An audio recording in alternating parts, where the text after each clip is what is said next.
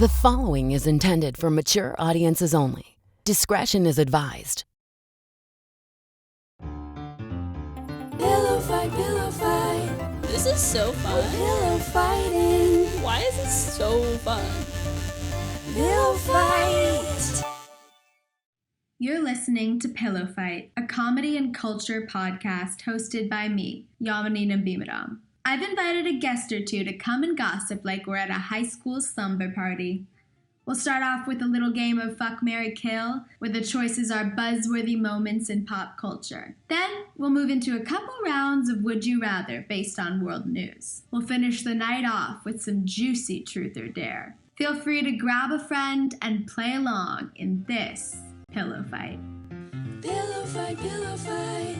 Is yours made of goose? We got feathers flying everywhere. Mine's made of goose. Pillow fight, pillow fight.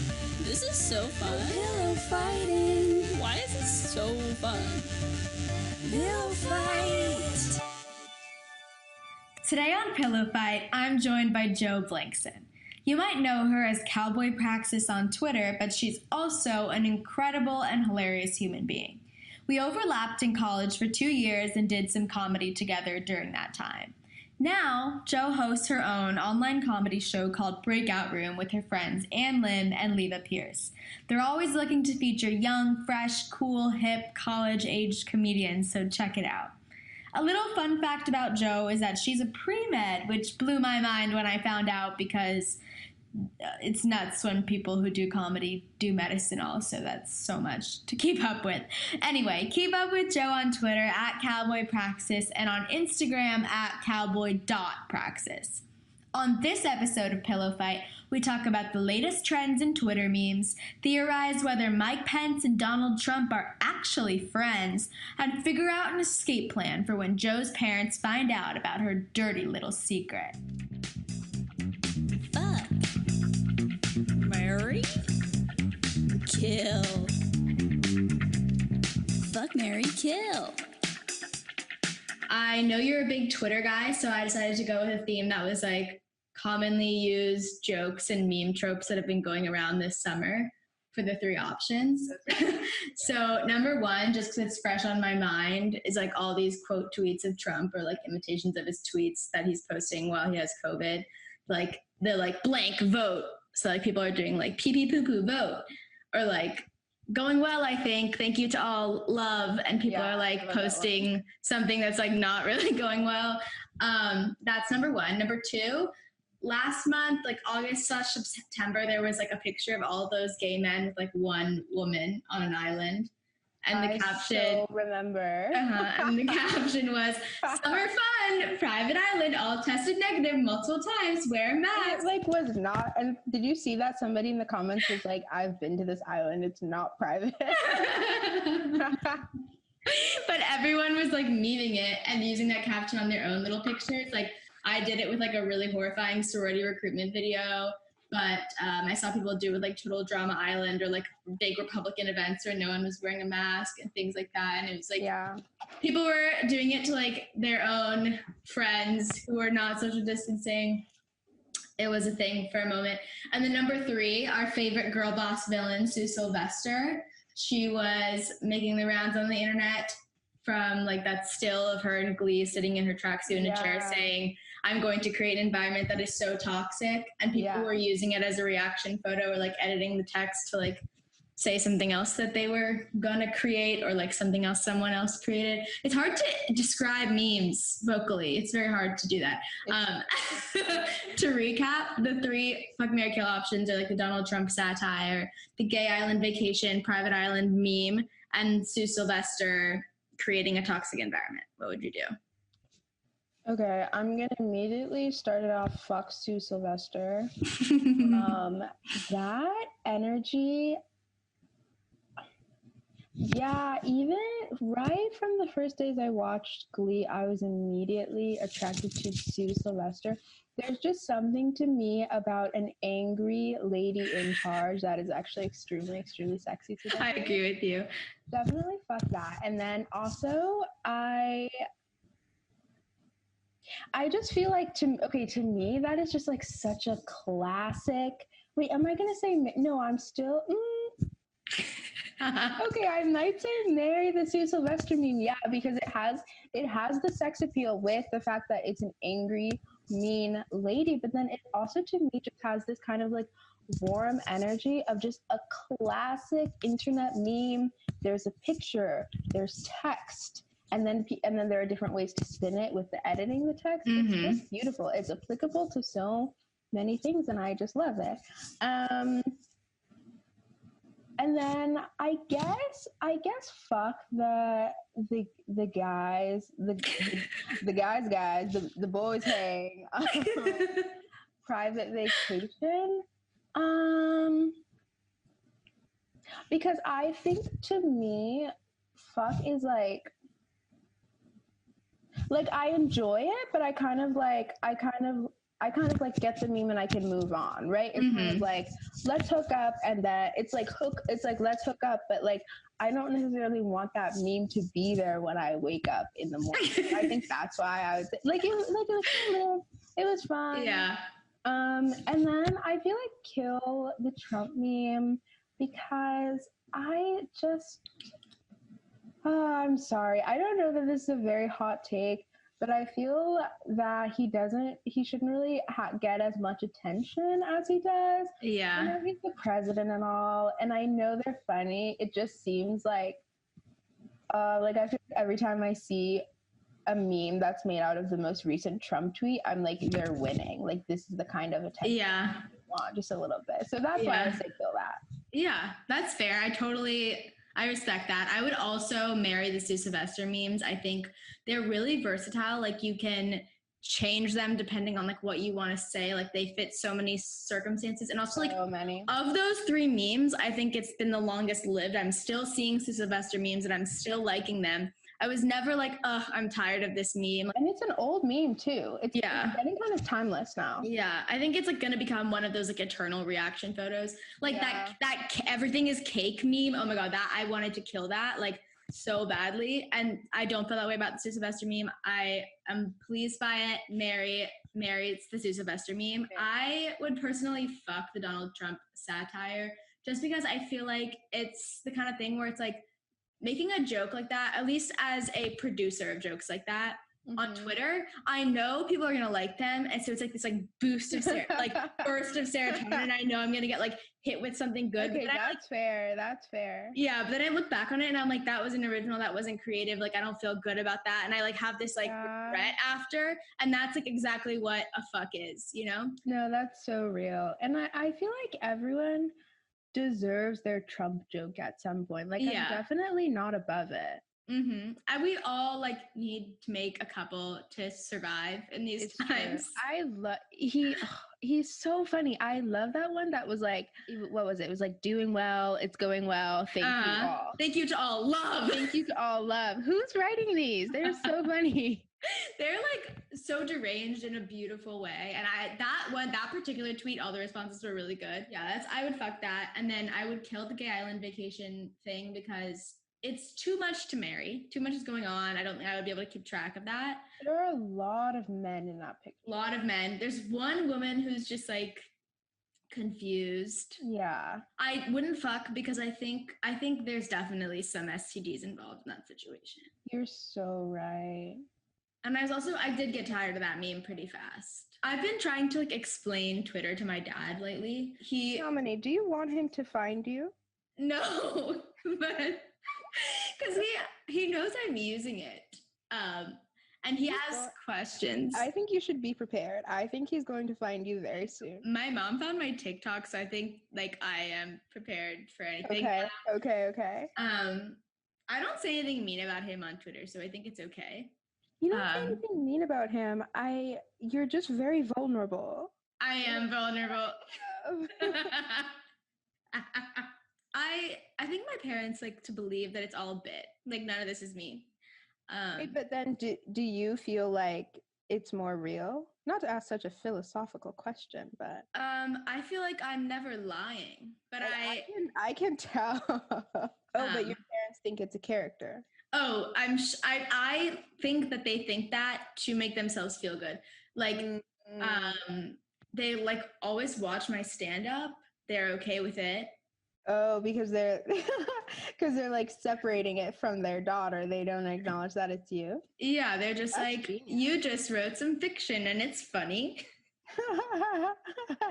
I think that's what they believe. I don't know. Because I think like my mom thought my first kiss happened like in the middle of college. So like that reality can't live with the like reality of me that is on Twitter. Yeah. So I don't know if what she believes, but there's some mental gymnastics going on in order to like logically put those people together. I wish my parents could think like that more, because even when I'm doing something that is entirely fictional, my parents always think it's real. I remember like in high school, I would play these characters who like had like romances or like had or would like, I don't know, like gyrate their bodies or whatever. And my mom would send me home after the play and be like, why? I'd be like, why are you acting like that? And I'd be like, it was in the script. Like, that wasn't me. Every time you act, a little part of you becomes the person that you're playing. And so eventually none of you is left. You're just a character. My mom amalgamation of characters. Really believes that. She really believes that. Wait, I want to know more about, I know like your parents like didn't know that you did improv and then they found out. I want to know more about what happened when they found out. Oh my goodness gracious. I had to downplay it so much. At school, I do improv, or I guess I was doing improv, like 12 to 15 hours a week. Like I was really it was a part-time job. Really as my part-time job. But then I was kind of outed because our college like brought out this article about my friend Leva, and then there's a picture of me doing improv, and so my parents were like, what is this? Like, improv's not serious. Like, you are going to medical school, blah blah blah. And I was like, oh my gosh, yeah, I remember that. I go sometimes. I mean, I was going to improv. Like, that's how I just like you dropped in once a month. Exactly. It's like something that I just dropped into here and there. That's fair. What happens if you like blow up and they find you again? What's your next move? You know, because you're on the verge of like of that. As if there's no way. Lin-Manuel Miranda follows you on Twitter. I checked. Yeah, Lin-Manuel, any day you're ready to cast me, I will be in your cast. At this point, my thinking is I only have 2 years of college left. Like, I feel like there's only so long that you can be under the grip of your immigrant parents. Like, at some point, I feel like I just have to branch out. So I guess, like, I guess if they like find out my dirty secret that I'm an improviser before I graduate, I guess I'll just be like, yeah, this is me. And also, by the way, I'm taking a gap year. I haven't told them that yet. Something actually happened the other day where my mom, for some reason, followed me on Venmo, which was fake because she didn't Venmo me any money. So I don't know. Maybe she like got it to Venmo somebody else, but then she started following me. And on Breakout Room, we like raise money for things, and it goes to my Venmo. And so she was like, she was like, why are you raising money for this cause? Why are people Venmoing you? What is Breakout Room? Venmo is like has the secrets of life. Venmo will literally expose you. It's so true. It's like nobody really cares about Venmo. It's whatever. Its user interface is bad. It's so glitchy, but it contains everybody's deepest, darkest secrets. You're so right. Is there a way to make my profile private? I think you can make all your encounters private, but I don't think you can make your profile private. I kind of want some public, some private. Yes, I don't me know. too. There's some things that I want to show off. And I used to love doing like weird captions in my Venmos. Like requesting people with like really philosophical explanations of like what was going on. So like if it was an Uber ride, I would be like, we took a gray Honda to the store and we sat next to each other. We enjoyed time. There was Bruno Mars playing. Something like that. As a then, oh, that's cute. But what happened was, I think it started to confuse people, and I just wouldn't get payments back. Like people wouldn't confirm my payments because they thought I was like joking with them or something. That like they didn't know what it was. So now I have to just say Uber like a loser. That's fair. I love seeing people's Venmo transactions where it's like the inside joke of what happened. Like, it'll be Venmo, and they'll be like. They'll be like silly cardigan, and I'm like, oh, like you guys had a crazy night. It's like seeing like a group of people and they all do like some joke on this, some riff on the same thing, and you try to piece together what happened. You know, it's like the hot waiter. One person said, and the second one would be like, for your marriage to the waiter, and the third one would be like flirty waiter. We got free cotton candy because of the waiter. I'm sure somebody's written like a scholarly article about how Venmo has changed our relation to money or whatever. I was talking to someone that's like my parents' age about how our generation is like so obsessed with keeping tabs on how much money we spend and give, and how other people don't like to keep tabs like that. Like they just think of it as like, I did something for you, now you do something for me. That's one reason that Venmo's hard to me, honestly. Do you ever have like those people who just never accept your requests? Do you have those friends? Because I do, and it's like... A few of my actually rich friends. Yeah. Yes. It is always the richest friends. It is always the richest friends who do not pay you back on Venmo. And it drives me nuts because you can only remind them once also. And then I literally will feel it eating at my actual relationship with them because every time I see them after that, I'm like, you didn't pay back on Venmo in the back of my head.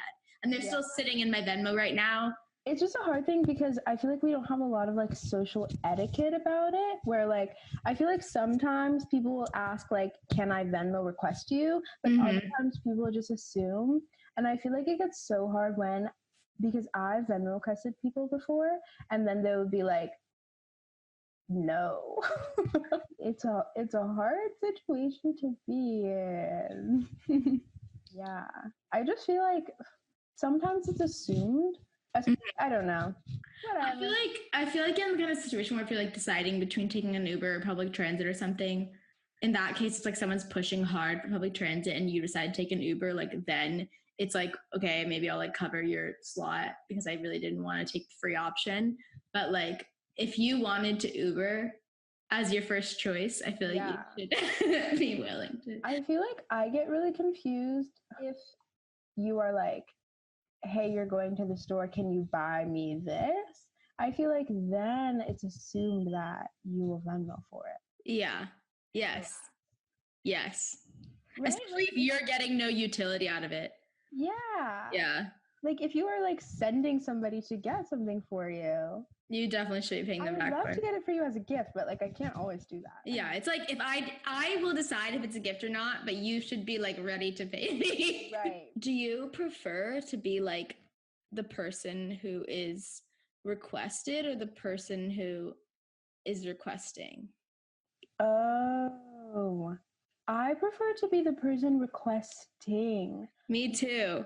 I love having money in my Venmo balance. Yes. That is absolutely fake money that I can do whatever I please.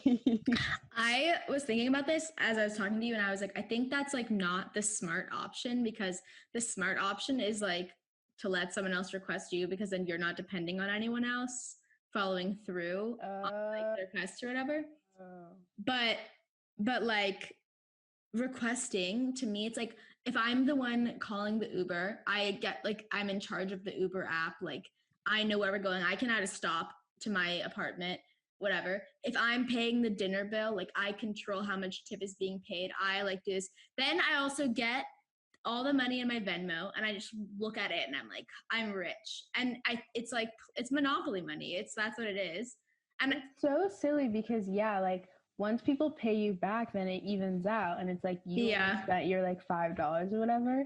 But having even $20 in my Venmo feels amazing. Yeah, I love the kind of friendships I have where and I think this is probably a friendship where we shouldn't use Venmo because we consistently Venmo each other the same $10 back over and over. Yeah. Back and forth over and over and over. Yeah. I was thinking about my roommates in college, and like I want to see kind of how much in aggregate like we were sending to each other.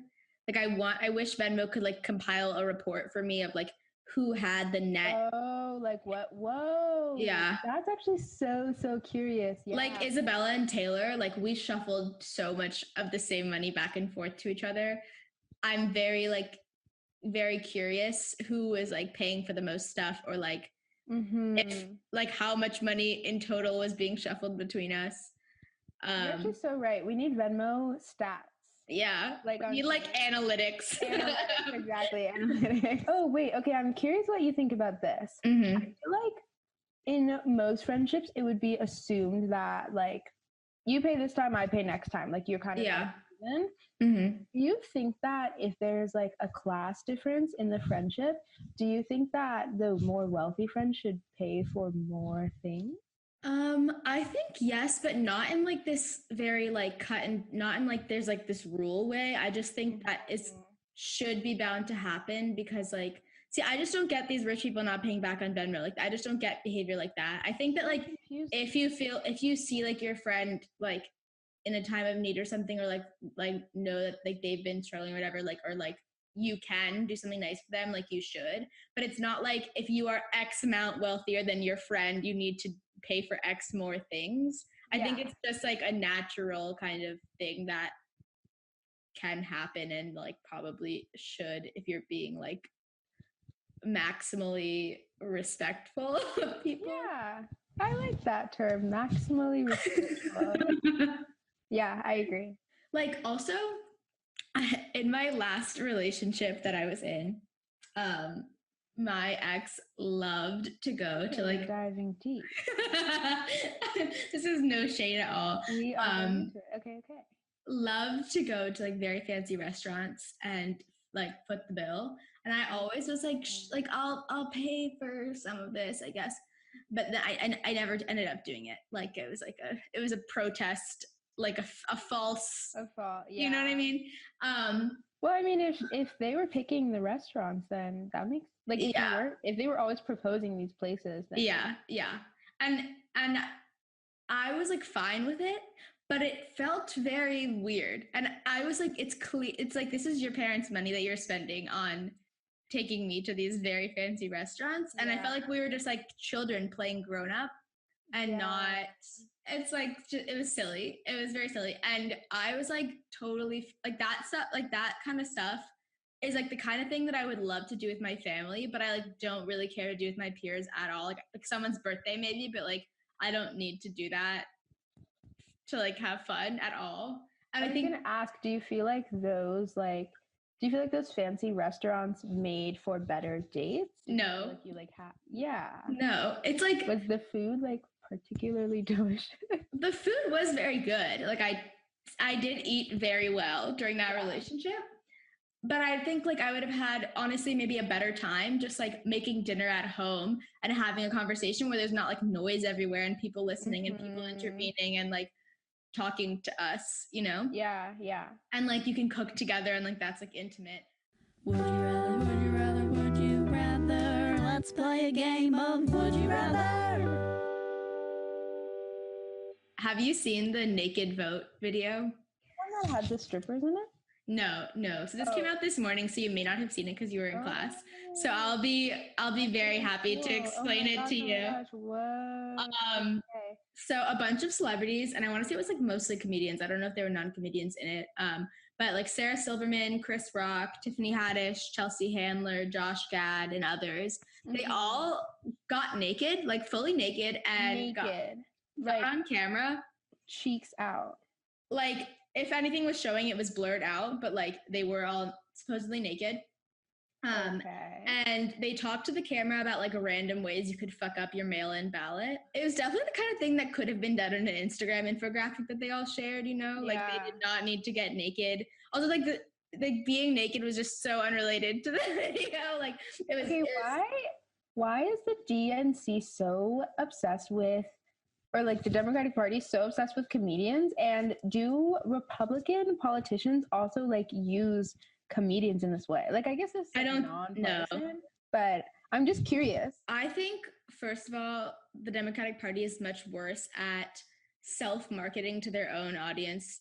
The way that like the Republicans are very good at knowing what their audience wants and giving it to them. You're so right. Democrats, kids are so proud of being Republican. Yeah, and the Democratic Party is like just doesn't know what their base wants at all, and they're like stuck 20 years in the past, and they don't know how to move with the future. So they need to pull in outside support. First of all, I think that like the idea of celebrity just appeals more to Democrats. First of all, comedians in particular, I think, have a hold on like political commentary. Like they host late night shows and they do like jokes about politics and stuff, and they're usually critical of government, which is of the government, not of government, which is like a tradition. Okay, you need to be on a panel right now. Yeah, you're so right. I've like talked about this a lot actually. I think comedians, especially now in a time where things seem bleak and we need like light, like comedy feels like the answer, and like political commentary feels like a way to like indulge in news without like hurting ourselves. Right. So I think that's why like comedy is seen as such a like light to talking about someone like Trump who is like evil. Yeah. I also think that they just like think that they're fun and cool, and you know, I think it was like mostly comedians who have talked about politics. Yeah, no, I like what you're saying about comedians. I feel like they, especially these comedians you just listed, have a lot of persuasive power, since they really are people who, like joke at the expense of government. Yeah. But that leads into my would you rather, which is, would you rather be in a naked comedian's vote campaign or one of the celebrities who looked way too happy to be singing in Gal Gadot's Imagine video? Because I feel like this is Imagine 2.0. This is Imagine 2.0. I'm going to definitely say Gal Gadot's Imagine video. The Imagine video was awful. It was so cringy, but I hate to be a leftist on the podcast, but I think something to me just feels like a little bit like hollow about it. I am going to the polls in a way that's very much like that voting guy that comes out or has been coming out for the last few years. That's like, girl, I guess. Like, I feel like I'm going really out of a sense of like obligation, and it was like really a hard decision for me to do that, and so I don't think I could ever be in front of the camera like, go vote for Joe Biden. I saw a tweet today that was like me telling every liberal like how much I hate them and how much their policies suck and how much like they're tired their rhetoric is, while I phone bank telling people to vote for Joe Biden. I saw that. I absolutely. Was like so true. Okay, I should have DM'd that to you. That really made me think of you. Yeah, I retweeted it. I was just like, I've been phone banking for like Senate and like city council and like things like that in tighter races. That's cool as hell. Okay, which would you rather? I think this is a hard decision for me because it both sounds terrible. They both. Would you rather? They both are painful. I think I would be in the naked voter thing. Being an enthusiastic singer in Gal Gadot's video, like being really happy to do that, I think is like, I was like, when people did that, but these people in this video, like they all seem kind of like, I'm doing this naked video, like I'm naked. Like there's more like self-awareness about it. I think they were just like, they were kind of like, it was clearly like someone paid them a lot of money to do this and like whatever. It was less like, I really think this is a great idea to be doing this. So right. I wonder if anybody got paid for the Gal Gadot video. I kind of doubt it. I don't think so. I think it's like she called up her friends. I would sing my line in another language or something. Yeah. Really exotic. Something. Or like on a rooftop. Something to really blow the people away. Yeah. Some people did not do with that opportunity all that they could have. Some celebrities really revel in being like super casual. They don't like to try too hard. Yeah, because they want to keep their like allure of being like, oh, like I'm just chilling. Like, oh, Yeah. you guys just love me because you do. Yeah, not because I try to get you to love me. Yeah. Yeah. Alas. But it's like, if you're a celebrity, you want people to love you. Like, You want people to love you. yeah, you want people to love you. It's just be real. Exactly. Or if you're like me, a wannabe celebrity, you also want People to love you. Yes. We are in the same boat. Yes. I remember when we were playing a group game of Most Likely To, you and I, with our improv group. First met? No, I know. I think this was like last year. Oh, I see. And we were the two people most likely to become mega stars. Oh, I remember. Let it happen. You and I will be doing our own imagined videos together. Oh my God, the kind of empire we will build. Beautiful. Little tiny ethnic queens. Ethnic girls are gonna rule America soon. Yeah. No time at all. The future is ethnic girls. The future is ethnic. It really is. Are you second generation or third generation immigrant? My parents grew up in India and moved here for grad school. Then you're second generation immigrant. I am like first and a half / second. Yeah. I feel like second generation immigrant is the next wave. Our parents grinded so that we can kind of fuck around while we grind. They really did. And they also, along the way, set up so many good jokes for us. Yes. To make fun of them. Yes. I feel bad sometimes for making fun of them for certain things. Like there's some things I'm like, I can make fun of you for this. Like it's not like I'm not pandering to the racists. Some things I'm like, if I tell this joke, I am putting it in their mouths. Like I am giving them something like I know what you mean. to laugh at. Do you feel like your jokes, when you make jokes about like race or ethnicity or nationality, do you feel like they are for a certain audience? Like, do you feel like they're for like a white audience or like an Indian audience, or like what kind of? I feel like they're not for a white audience, but I don't feel like they're just for an Indian audience. Yeah. You know? I feel like they're a mix? Yeah, I feel like they're for an audience of like people who are like people who grew up with parents who didn't grow up here. Yeah, me too. So that could be white people too, but not. I guess so. Not like people whose whose family came in on the Mayflower. Proud of immigrants audience. Yeah. Me too. A lot of people have like told me to do accents and stuff when I like do jokes at my parents, and I'm like, well, my parents like barely have accents. Yeah. You know, like they've been in the US for so long that like they've been in the US longer than they lived in India. Like they have accents, it's subtle. It's like an intonation. It's not like and that's not what white people want. They want they want me to talk like this, and that is not what my parents sound like. You know? And also, even if they did sound like that, like that's icky.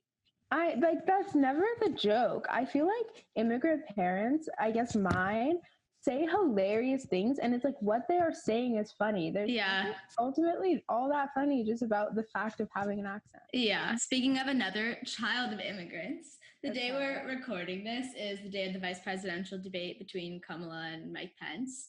And I know they're putting up like plexiglass dividers because all of Mike Pence's besties have COVID right now. I don't think that he and Trump actually like each other. I've been thinking about this for a while. Think about it, because no, I'm already convinced. Because Mike Pence is like his evil views come out of like a deeply religious standpoint. Trump's views come out of like I want power and I want to control and I want to be rich and I want to be great, which is two, I think, things that don't like blend well together. Like Pence has like not a good set, but a set of morals, whereas like Trump's is coming from selfishness, I think. So the Republican Party probably like put Pence on the ballot to like, I guess, to like appeal to the rest of the Republican Party, but also to like mellow him out and maybe even like in the event that Trump were to not be fit to serve. Yeah. Like, I'm sure they would love to have Mike Pence as the I president. think Pence is also someone they can control a little bit, but I've never like seen them together, so I don't really think they're friends. I guess you're right. I think I was just assuming because Obama and Biden were We're always- besties. They Yeah. were, well, supposedly, yeah. Yeah. That was like the meme that was going on. That they Yeah. had this like bromance. Yeah, but I want to know if you would rather be the plexiglass divider between Kamala and Pence or the moderator at a debate between Biden and Trump. Oh my God, the moderator for sure. Absolutely, I'd be the moderator. I would make them both look so dumb. I would absolutely crack jokes left and right. So much power. Being the moderator seems so fun. So you would also be the moderator? Yeah. Yeah. Also, like just the things that you could tweet after that. You're so right. I'm almost Yeah. nodding, basically. I think some people would crumble under the stress of that, though.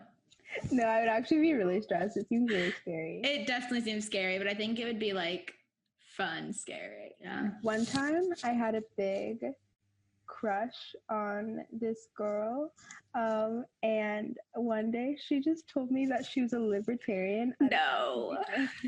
No. And I tried to forget that she told me that. No. That I reminds really me. liked her and thought she was really cute.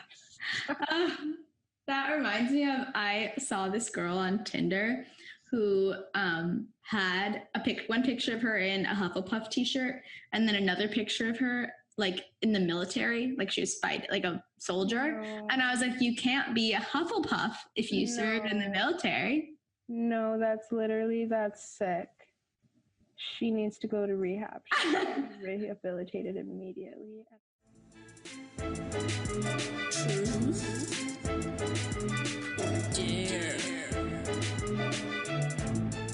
Truth or dare? Okay, so Joe, truth or dare? Truth. Do you have your phone with you? Yeah. Can you tell me what the last 5 videos you watched on YouTube were? Whoa. No, this is going to out me as being actually so vain. They're all going to be makeup tutorials. That's okay. Mine are makeup tutorials too, probably. Oh my gosh. Or like okay. vlogs. Yeah. Let me find my history. Give me one sec. Okay, yes, they are all makeup videos. Okay, one is called Boy Beat and How I Do Editorial Skin. Mhm. And then the next one is called The Boy Beat Androgynous Makeup Tutorial. And then I have Fox Eye Lift Makeup Tutorial for Beginners. The O-Week Show from my college, Improv Truth. Uh-huh. And then before that, it's this video from this page I really like called The School of Life. And the video is called 12 Signs You Might Be Suffering from PTSD. This has a lot of range, these videos. Thank you. I don't go on YouTube that often, so I just go to look up like very specific things that are on my mind. Yeah. I saw this really sexy and beautiful girl on Instagram, and then she was like Boy Beat, and so I was like, I want to do my makeup like her, and so I was watching a bunch of tutorials to do that makeup look. Who is she? Just some random model. I don't even know her name. Is that toxic? I'm literally yeah, I just like saw her in some shoot. I don't remember, but she is extremely beautiful. If you haven't been to the School of Life page on YouTube, I really, really recommend it. They have these videos that are like, okay, if the Call Her Daddy girls are bad relationship advice, School of Life has actually good relationship advice. That is I feel like it's like Khan Academy of Therapy. That's what it sounds like. Perfect explanation. Khan Academy of Therapy. Yeah, they're so good. I find them very comforting. Okay, I'll check them out for sure. I love to watch on YouTube, so I'll definitely check them out. Aha. What have you been watching on YouTube lately? I watch a lot of like home decor videos and like DIY making home decor. Ooh. Um, Do you watch Oh, I won't remember their channel name, but they're these two girls. I think they're Canadian. The Sorry Girls. The Sorry Girls. I love the Sorry Girls. Yes. I love them so much. I've been watching them since I was like in high school. I had a Sorry Girls phase. I so did. I just think it's like really baller to do like girly like building. Does that make sense? Women who build, the end. Yes. It's hot. It actually is extremely hot. Yeah. Yeah, I felt like that when I hung a few paintings on my wall yesterday. And I just hammered some nails in and I felt hammered nail. Yeah, that's it. Okay, I would love for you to come to my house because yeah, I have this board that I'm trying to put up on the wall and I've given up. It's hard. Okay, Yamini, truth or dare? I'll go for a truth first. Okay. Can it be something about your crush? You don't have to say who your crush is, but what I want to know is what is the last text message that you sent to your crush if you have your phone on you? Yeah. Wait. Wait. Okay. Oh no, don't say it if it's too intimate. You don't. No, it's not. But I'm curious. What's the last text I sent? Mm-hmm. It's a tweet. Oh, okay. What's the tweet? It's a tweet. It's a picture of like the news for the vice presidential debate, like and so it's like says Pence and Harris, but they crossed out the CEHARR, so it just says penis. And I just sent that to my crush. Nice.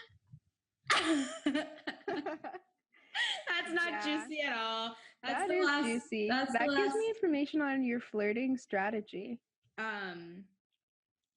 Yeah.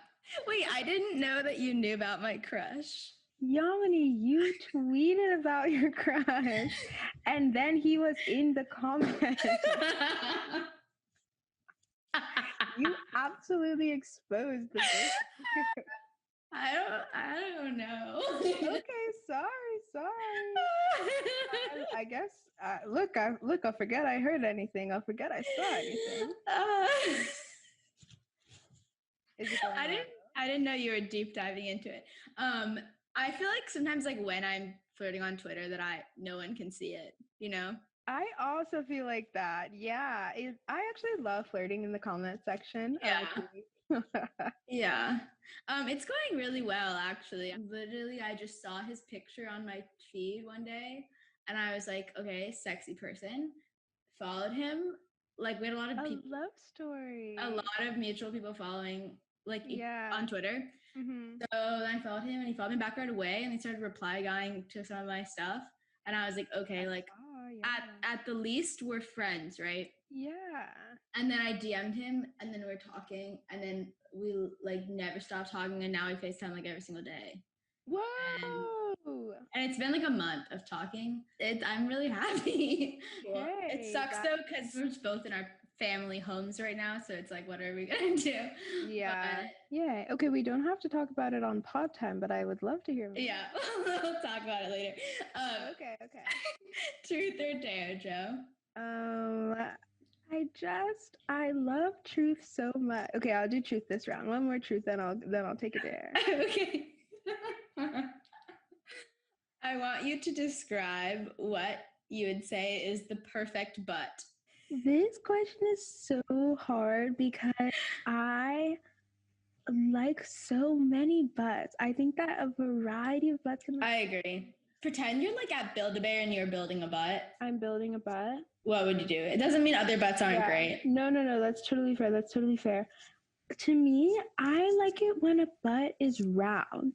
Like if from the back I can see like a little bit of like, I guess kind of like a heart shape. Like I just love it when the butt really connects with the hips. When it melts into the hips in a beautiful, beautiful way. And then I think what I like is when each cheek is really defined. And so there's really that when the crack in the middle is really delineating left cheek from right cheek. And then what I have to say is that apart from that, what makes a butt good to me is probably the way that I guess Maggie Thee Stallion said this. She said the way that thing move, it's a movie. I love the way, to me, a perfect butt is a butt that when the owner of the butt walks, it has just a little bump, a little sway. Nothing too crazy. Just a little bop, bit a bop, bit a bop. Yeah. I want all the podcast listeners to know that Joe taught me how to twerk. I did? You did. I didn't know that. Wow. Yeah. Well, that's actually crazy because I don't really know how to twerk. I'm still not pro level, but I practiced what you taught me. That's big. I really want to take a twerking class. I want to take a pole dancing class. Oh, I so do too. I actually really love dancing. Ever since I saw Hustlers and I saw J-Lo's back in that movie, I was like, I want to pole dance. Pole dancing is really like an incredible art and an incredible sport. Yeah. Okay, you know what I actually really, really want to do? I want to fly trapeze. Yeah. Did you ever watch Make It or Break It as a kid? I just when I watched that show, I really wanted to do gymnastics tricks all the time. Okay, I'm remembering this show. I actually didn't watch this. I saw ads for it, but I never watched it. Yeah. Huh. Wow, it looks good. Did you ever watch Dance Moms? I watched episodes of it, but I never kept up with it. Yeah. I loved Dance Moms. What are your thoughts on JoJo Siwa and where she's headed? My thoughts on JoJo Siwa are that I don't know if she is the mastermind behind it all. I don't know if it's her mother. I don't know if they have some kind of amazing agent, marketing, branding team. That girl must be a money maker. I think that it's just fascinating to me the extent to which JoJo Siwa has created herself as a brand and as such in such an intense way. I feel like I've really followed JoJo Siwa or whatever just because I watched. She first appeared on TV on the show called Abby's Ultimate Dance Competition, and she was insufferable. I mean, maybe it's that's what the producers wanted. Yeah, she was really, really, really annoying, and that gave me a kind of disdain for her. But ever since she recently posted that picture where she was wearing a natural kind of beat makeup, and I'm happy for her. I think she's gonna have a Miley Cyrus can't be tamed moment and just become an adult. Yeah. Truth or dare? I'll do a dare. A dare. Okay. What's your camera roll like? Do you have any is it selfies? Is it memes? Is it screenshots? It's really a big mixed bag. I have all of that. Okay. I dare you to post, I guess delete the name and don't skip it if it's too embarrassing or whatever. Yeah. But I dare you to tweet a picture of the last text conversation that you have screenshotted with no explanation and no caption. Just tweet the picture. Okay. I have it. I'll blur out the names. It's actually also about my crush, but it's not. Okay, I'm making you expose so much about your crush. It's not with him. It's just about him. It is.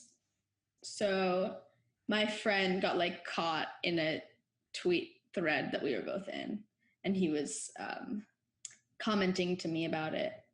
Can I just can I tweet I'll just show it to you. Can I just tweet that part? Or do you want the whole thing? Yeah, I can just tweet that part. Okay. I want you to paste the last line of it as the caption. So people will reply and engage. Also, if you're not comfortable with this, we don't. No. I'm fine. You know how I live my life. You really do. Okay. Okay. Truth or dare, Joe? Dare, lay it on me.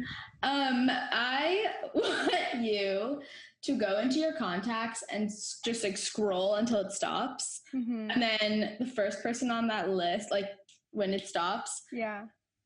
it can be like the first person that you like actually have a relationship with, and call them, put them on speakerphone, and dramatically like tell them why, like what you like about them, and then hang up. If they don't pick up, then you leave a voicemail. Then leave a voicemail? Yeah. Okay. Will you tell me when to stop, or should I stop when I want to stop? This page is all Hannah's, and I don't know any of them. I'm so sorry to all these people named Hannah. Okay, I've got one. Should I tell you who it is? Yeah. It's Helena Thomas. Uh-huh. Okay. Beautiful. Okay. Call her. Oh, I'm nervous. Oh, Put it on speakerphone. okay, here we go. She's on speakerphone. Should I tell her I'm doing a dare? Or should I just? I think you should just do it first. You can tell her after if you want. Okay.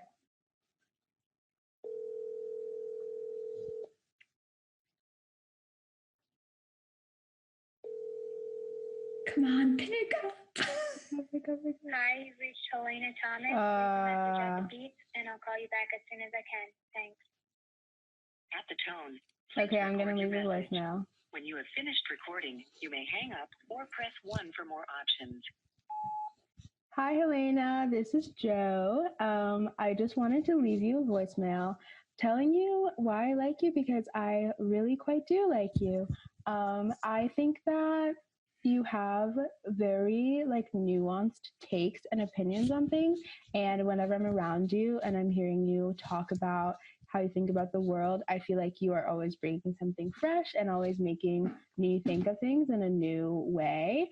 I think that you are extremely kind, and I think that you have a really cool way of listening to people and like bringing people into the conversation or the activity in a group setting. And you like, even when I've been around you in settings where like I didn't really know you at first, like you always made me feel really welcome, and I really like being around you. And then if I can say one more, I think that you take risks in a really cool way, and in a way that I've always admired from a distance, like when we've talked about acapella, or when we've talked about like crushes and things like that. And of course your new blonde hair, which looks absolutely amazing. You are extremely hot and beautiful and smart and awesome, and I hope you're having a great night. Okay, bye-bye. I don't think you should tell her that's a dare, because that was so sweet. That was so beautiful. You gotta be mean if I'm like, haha, it was. No. It came from the heart. I really like Helena. That's... Yeah, she's a sweetie. Okay, your turn? Mm-hmm. Okay. Truth or dare? Because you said you like truth, so I'll do another truth for you. Okay.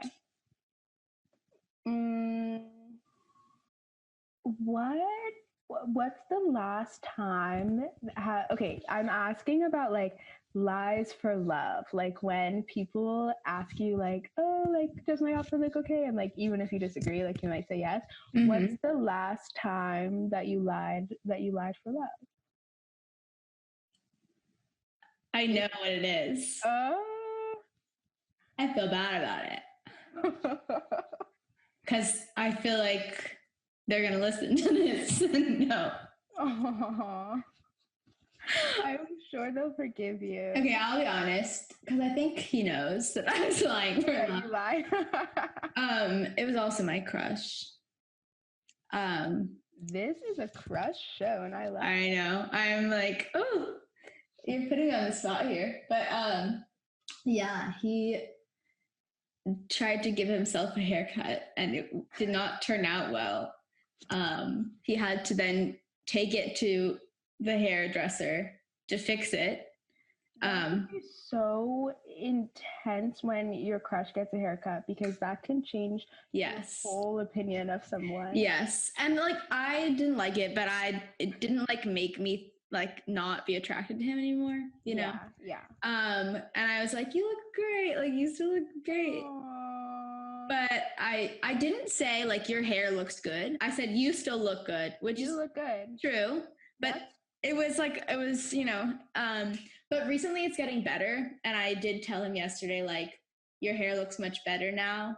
And he was like, you were being so nice when it was bad. And I was like, I didn't want to be mean. Aww. I think he knows. I wasn't, you know what I mean? That's actually such a sweet lie for love. That's good. I feel like you shouldn't tell someone. I feel like if you get a bad haircut, it's like really, you feel really insecure about it. Like, I think you shouldn't knock someone when they're down, you know? So, I feel like it's like the thing people say, like, criticize people for things they can fix right then. But like, if somebody has a bad haircut, then they're going to be stuck with it for a while. So just be nice. Yeah. And I knew it. I feel like he's like a cool person that he would still be cool even with a bad haircut. So I think it's fine. Yeah. I think I might cut my hair soon. So I'll send you a picture. Please. I hope that you'll tell me the truth about whether you like it or not. What are you gonna do? I want to shave it all off. Whoa. I feel like you could rock that. I mean, you have a very good face, and I feel like that's what that requires. Hey, thank you. You have a very good face. Thank you so much. We do have two really good faces. Sorry to the listeners of this podcast. You have no idea what I look like. They can find out pretty easily. You guys have no idea what this guy even looks like. Joe isn't real. Joe is just like a little Michaela figure that's been like created by CGI. There is no Joe. You're right. You're right. To record this, Yamini turned me on. Press the button. Yep. I had to put you to charge for a bit before I could turn you on. It's true. It's so true. I used to do crazy things to my hair when I was younger, and at some point I just became a normie. Like, in middle school, I shaved the side of my head. That's so cool. It was really gay. Like, I don't know how people didn't know before I told them. That's extremely gay. And I feel like maybe when you're younger, you just have more liberty. Yeah. And then in high school, I dyed like the bottom half of my hair. I bleached it and then I dyed it teal. So I had like half black hair, half teal hair. That was really fun. But the teal became like this witchy green at a certain point, which was kind of ugly. Because of like shampoo? Yeah. And then I took out the green and I dyed that part like light brown. So I had like half black, half brown hair. Which was fun. That's so alt. But at some point I just stopped doing that. Yeah. I think it was when I stopped straightening my hair so much because I was like I don't want to fry all my hair off. Yeah, that makes sense. Like, you want to have your texture. Yeah. I'm feeling like, and I haven't gotten my hair cut in so long that I'm looking like Hagrid now. Are not. Like, it's just so... Hagrid is a sexy lady. Listeners have no clue what I look like. They can never know. They can never know. Podcasters are... invisible people in the real world. Podcasters are invisible people. That's absolutely right. Okay, well, I think it's time to wrap up, but I really appreciated having you with me. It was so much fun to chat. Thank you so much for having me. Rock. I wanted to know if there's anything you want to plug or like share as we go out. I think maybe so. I would love to plug a Zoom comedy show that I host with my best friends Anne Lynn and Leva Pierce. We just it's kind of like a variety show. We have all different kinds of acts, all different kinds of bits, focused on young comedians and comedians in college. And that is what I got. On Breakout Room, we raise money for like different causes that are relevant to the moment in this time of a pandemic. And then the other thing I want to plug is my little brother, His name is Buddy, and I love him a lot. Shout out, Buddy. All right. Thanks so much for listening. Thanks so much for being on, Joe. Thank you, Yamini. This was crazy fun. Yay. Bye, people. Bye-bye now.